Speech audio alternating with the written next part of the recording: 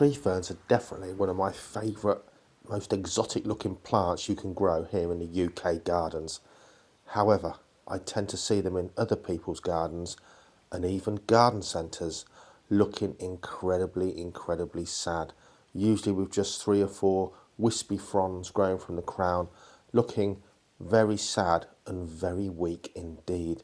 And yet, just a couple of things you need to really focus on to grow these beautiful plants in your garden, and they will be lush, luxuriant, and above all, thrive for years.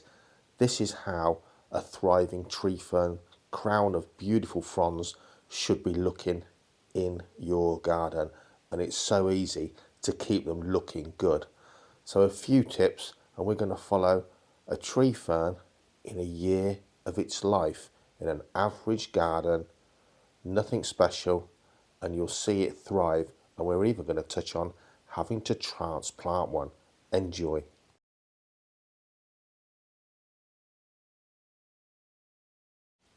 Okay, buying your tree fern, to be honest, for a lot of us, it comes down to our budget. Tree ferns look superb, grouped together in different size specimens. That's going to cost thousands of pounds for most of us. But if you're buying them small, like this, really small ones, bear in mind, these things don't grow any bigger. They do, but in your lifetime, probably a centimetre a year or so in height. They're not going to put on masses of growth, hardly anything. You need to buy them at the height you kind of want them to be. If you're buying small, tiny ones in a pot, they look like a fern, you'll be fine.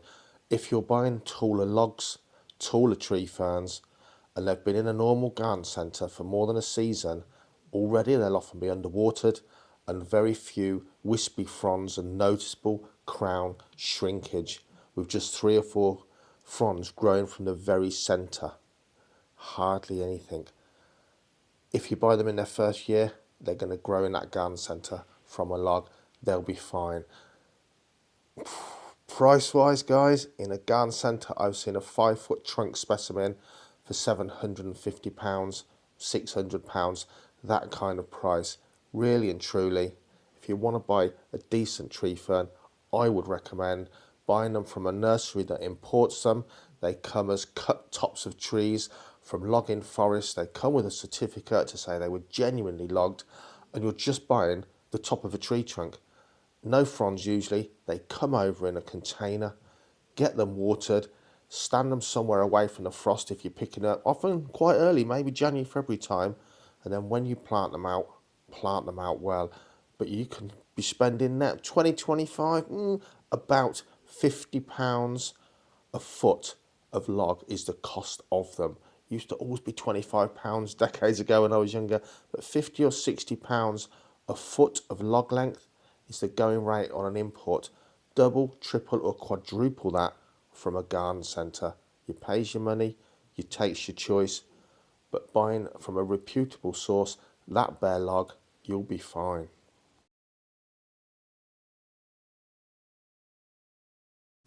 So I have been fortunate to see a similar species growing wild in Australia on several occasions in various parts of Australia, such as the Blue Mountains here. Bear in mind, tree ferns often grow as an understory plant with taller trees making up the canopy above. They don't tend to be in full sun all of the time, and they also grow in a damp, rich environment, a place that will get a reasonable amount of moisture in the air, whether that's mist, fog or rain. And that's key, and it's something we tend to forget.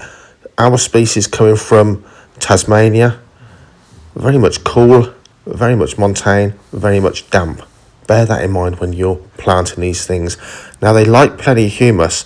Equally, you're better off probably planting them in fairly heavy soil. So I tend to put humus-rich soil in the bottom of the hole I've dug out, and I've got quite a clayey soil where I live, and I'll mix that with some humus, but quite heavy soil around that plant. If you're buying one as a log, don't think I'll plant it a quarter of the way, the quarter of the log length down to give it stability. These things don't grow bigger. Plant that thing 6 inches down and then use a heavy sturdy stake and some good rope if needs be, but tie it up if needs be. But really and truly, Don't go any deeper than 6 inches. You're losing the money you've spent buying a taller tree fern. Humus is good. They don't actually seem that fussy. Water them in well, stake them well, think about location. Here, under taller trees, somewhere that's not getting full sun all day and blasted by the wind all day, will certainly be really beneficial to these plants. What to plant around them? Well, to be honest, if you want the best look, other tree ferns of different sizes, space them out but plant them in groups, they look great. Or, room being a thing, money being a thing, plant them with other ferns, which are relatively inexpensive from garden centres and nurseries. Underplant them with a variety of ferns which will thrive in the same place your tree fern is going to thrive, and the same kind of moisture levels. Or other woodland edge plants look really nice, things that thrive in that setting, that semi-shade, humus-rich soil. It just really complements them. And remember, when it comes to being a healthy, thriving plant with lots and lots of fronds looking magnificent, there really is one main key, and we'll be covering that now.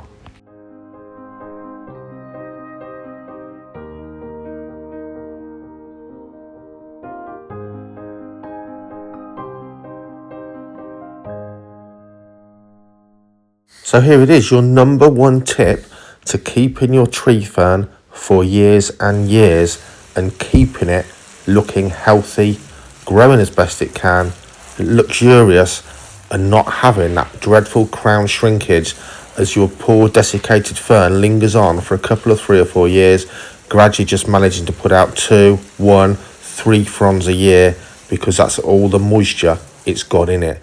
We're not talking about a little drop of water every day. Every dry sunny day from spring through to summer and into autumn, if we're getting no rain or the trees above your tree fern are actually preventing it getting properly wet, give it a soaking. Not a little splash. Soak the trunk. That'll soak the ground. It will grow roots, believe it or not. Soak the trunk all around, but soak that crown. I soak it with a hose on every dry day, unless, if it rained well the day before, but when we get a dry spell, you've got to water them properly, not a little flick of water. I'm talking, I use a hose, a whole watering can, every single day in a dry summer spell. That is the key to keeping that thing looking beautiful. I can't emphasize that enough. Water them often, water them when it's dry, and be generous.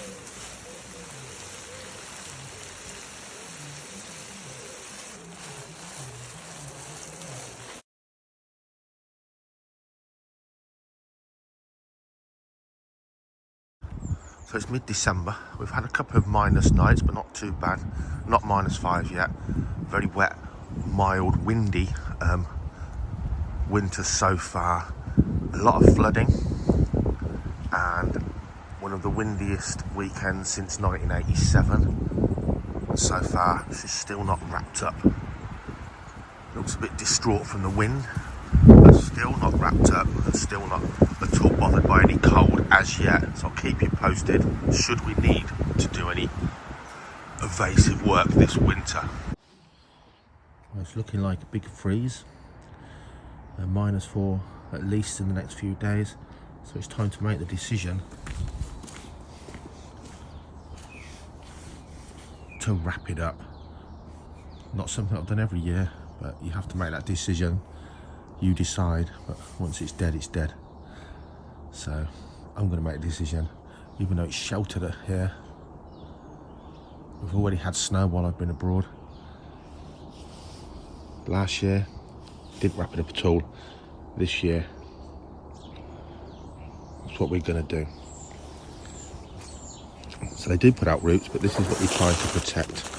All the young next year's buds are in here. The new fronds waiting to unfurl. If that gets dead, killed by intense frost and ice, your plant's ruined. So, shame to lose that foliage, but we're going to do it. So first thing to do, pack this is actually nearer like hay, but really good straw will be better. Pack that crown, pack it in, full of straw, good amount in there.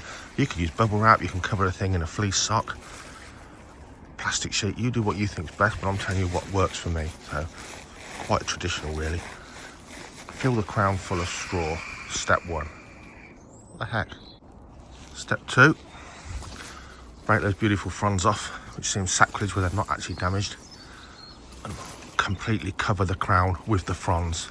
So the straw in the crown, the fronds over the top. If you've had a good growing season and you've watered it loads in the summer and the spring and you've got plenty of extra, then by all means snap these downwards into a bit of a skirt. But absolutely, this top crown is what you're really trying to save.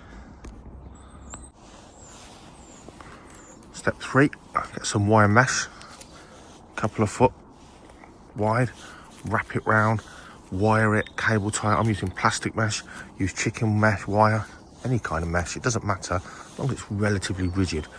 Wrap it round, you want to cover that crown, so it's got to be at least a couple of foot because you want it to go down, but leave some space above, because you're going to now whack in a load more straw.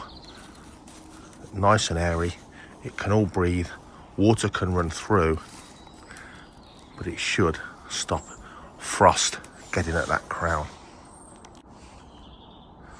So remember, don't start with this ram tight round, leave a bit of breathing space, so where necessary you can ram down a decent layer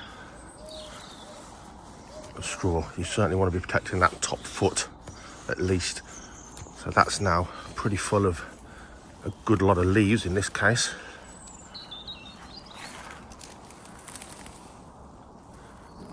By the way, I did pick up the wrong bag. This is hay, use straw.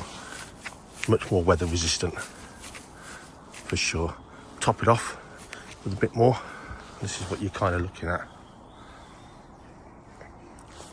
So, a good few inches above, insulated, and at least a foot of the top of that plant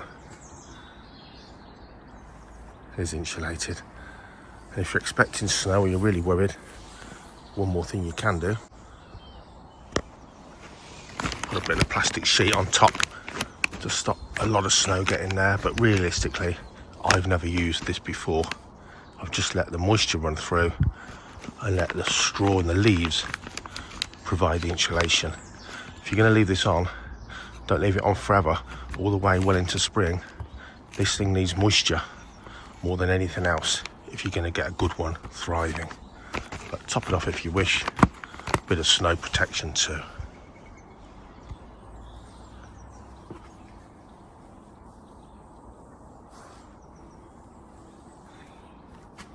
And don't forget, where you site it is important.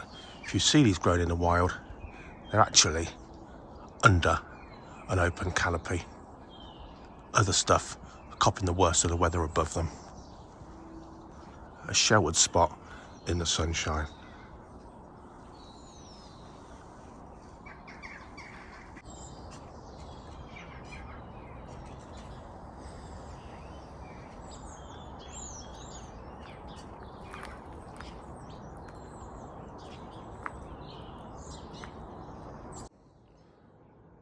So it hit -6 last night, and that is pretty cold for England.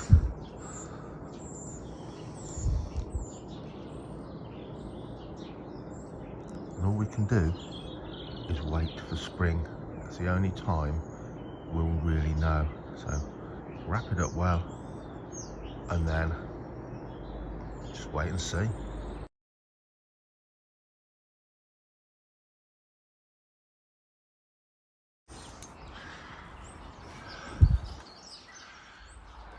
Little greenhouse going there. The canopy of those big fronds block off the route through. We've got to brush past it all the time. So after 3 years of being planted 6 inches deep as a cut-off log, we're now digging the guy up. Don't let people tell you tree ferns don't root. That's a fallacy, as I'm finding out now. They do produce quite a thick, fibrous root ball. Time to move it. While everything's wet and damp, frosts are abating, but it's not really growing. So there you are, planted as a bare log 3 years ago. 3 years ago, almost to the day. And look at all that fibrous root ball. The supporting stake was removed and I couldn't budge it. I had to dig all around and then gradually rock it back and forth to get those bottom roots out. There's quite a few in the pond now.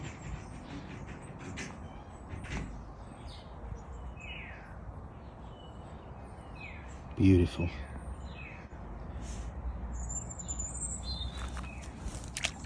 Whoops. It's actually so heavy, I'm having to roll it. Probably a 3-man, 4-man job.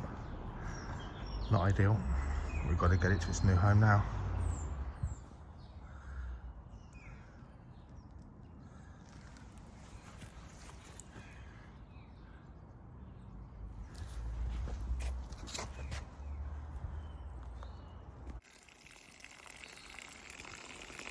Still frosts come in, nothing hard. I'm going to take the wrap off, leave the straw on there, cover it with a plastic sack if it's a particularly hard frost. It's down to about 1 and 0, 2, 3, that kind of temperature. Not really much minus. Even though you're moving it, I'm moving this in February, before the growing season starts. Spring's just coming. Absolutely soak it. Now the bottom of the hole, good idea to put some compost in there, any humus, probably not necessary, but around the sides, remember its original planting depth is just 6 inches, 150 millimeters, or you lose the height of your log. Heavy clay soil here, good for growing stuff in, just hard to work with. Absolutely let that fill up. So I've really healed that in really hard and firm. Remember, it's easier now we've got the root ball on there just for stability.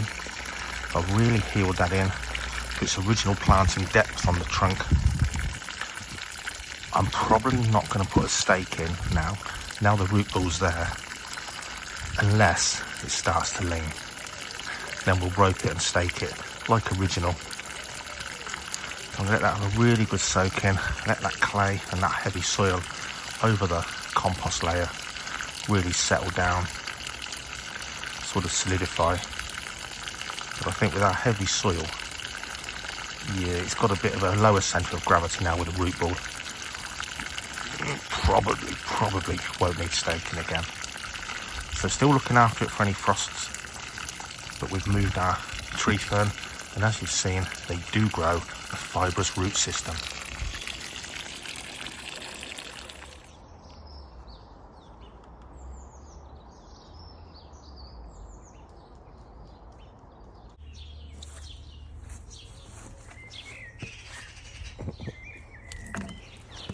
So the frosts are gone, or most of the frosts are gone. Late March, early April, and you can see we've uncovered her. The fronds are now starting to move and grow. It has been dry, so more water to kickstart this little thing. The sun's warming, things are growing in the garden, the countryside, everything is waking up, the birds are singing. Again, some water because it has been very, very dry. And as we get further into April in 2025, we had summer, incredibly dry spell, lots of dry weather and hot weather. Shockingly hot some days, really, for the time of year. So again, no rain for days. Water, this thing's really growing now, and the more you keep that thing moist, the better it's going to grow. It looks like I just water it all the time. What I'm trying to get across is spells of dry weather, especially when it's warm, I water this thing almost every single day. Something to note though, a bit of an experiment this year, because nowadays this tree fern is actually this year in a much more open area. It will receive a fair bit more sunshine, and if it's windy, it's up the side of a valley, it's got much less protection in this part of my garden than it had before from the wind. So we're going to see really Will the wind batter it being in a more open area? Will the extra sunshine make a terrible difference? I don't think it will, because it's watered. Honestly, guys, don't be those people that spend a fortune on a tree fern and in 3 years you've got a shrunken crown with 3 wispy fronds growing out. What a waste of a specimen plant, and what a waste of your money or a very expensive gift you've received. If there's any background noise of snoring, it's my German pointer Elsie. I hope you've enjoyed this video. A year in the life of a tree fern. I hope it helps some of you to have a thriving specimen like this one, or if you're lucky, several of them.